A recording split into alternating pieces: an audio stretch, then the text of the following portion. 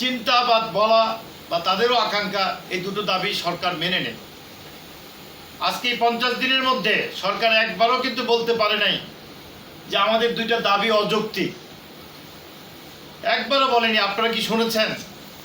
যারা আজকে আমার এই বক্তব্য শুনছেন তারা কি কোনোদিন শুনেছেন এই 50 দিনের মধ্যে সরকার বলছে আমাদের দাবি অযৌক্তিক?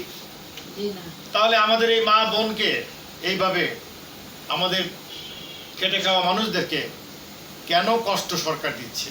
আমাদের ডেকে নিয়ে 5 মিনিটই তো সমস্যার সমাধান হয়ে যায়। আমরা বারবার বলেছি আজকে আমাদের পেটে খাবার নাই, নানান রকম জটিলতায় আমরা ভুগছি, এখানে থাকতে থাকতে অসুস্থ হয়ে পড়েছি, আমরা চিকিৎসা করার মতো আমাদের অর্থ ব্যবস্থা নাই, সবাই আমরা ক্লান্ত। আমি নিজে 15টা বছর এই স্বৈর শাসক যারা ছিলেন রাষ্ট্রের দায়িত্বে তাদের দ্বারা নিষ্পেষিত হয়েছি।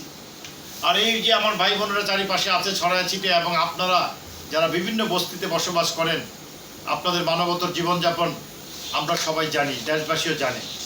তো বস্তির সমস্যা তো একটা সমাধান হয়েছিল।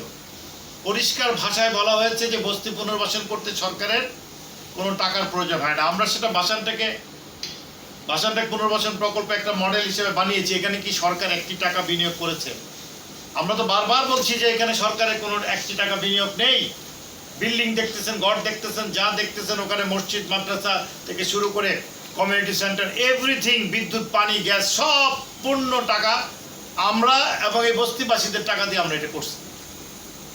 এখন আমাদের মধ্যে দ্বন্দ্ব বাঁধানোর জন্য সরকার আমাদেরকে নিয়ে বি টিম বানায় আমাদের সাথে খেলাধুলা করে।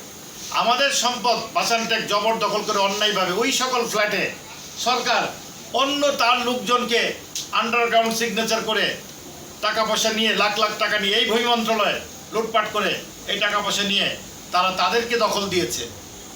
এখন তারা কি করে? সেই দখলদারদেরকে নিয়ে সরকার মানে ভূমি মন্ত্রণালয় আমাদের উপরে চড়াই হয়, আমাদের বিরুদ্ধে মিথ্যা মামলা দেয়, আমাদেরকে হয়রানি করে, আমাদের মানুষজনকে কষ্ট দেয়, এবং সকল বস্তিবাসীর যে স্বপ্ন ছিল পুনর্বাসনের, সেই স্বপ্নটাকে ধ্বংস করতেছে তিলে তিলে।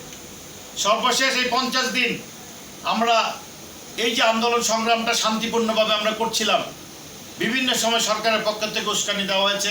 পুলিশ বারবার আমাদেরকে উচ্ছেদের চেষ্টা করেছে, আমাদের মারধর করার চেষ্টা করেছে, গ্রেপ্তার করার চেষ্টা করেছে।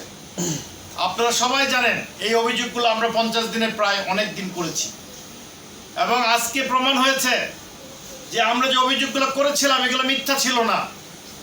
আজকে জাতি দেখেছেন আপনারা, প্রেস ক্লাবের প্রাঙ্গণে আমাদের ভাই বোনদের উপরে কি ধরনের নির্যাতন এই সরকারের পুলিশ বাহিনী এবং পেটোয়া বাহিনীরা করেছে।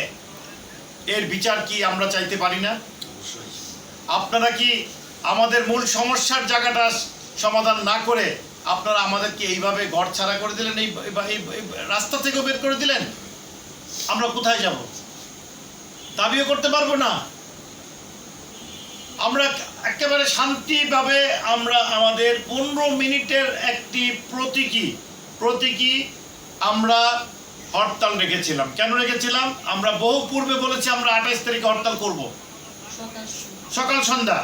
সেটা শনিবার দিন কনফার্ম করব, যদি সরকারের আচরণ দেখব, ব্যবহার দেখব, তাদের কাজগুলো অগ্রগতি দেখব।